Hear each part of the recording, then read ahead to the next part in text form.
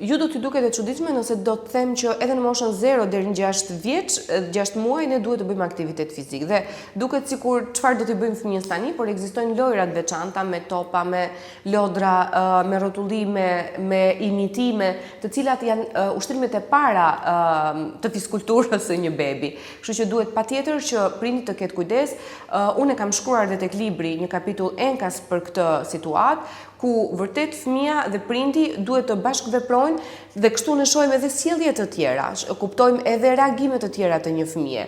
Kështu që nuk duhet presim moshën 12, 13 vjeç, 14 vjeç që fëmia të mund të shkojnë në palestër, por që në foshnjërinë mund të bëjmë ushtrime fizike që ndihmojnë zhvillimin e trupit të tij dhe pastaj në moshën shkollore duhet të bëj volejbollin, basketbollin, futbollin. Për futbollin okej, por unë do të kisha preferuar më shumë notin edhe ecjen.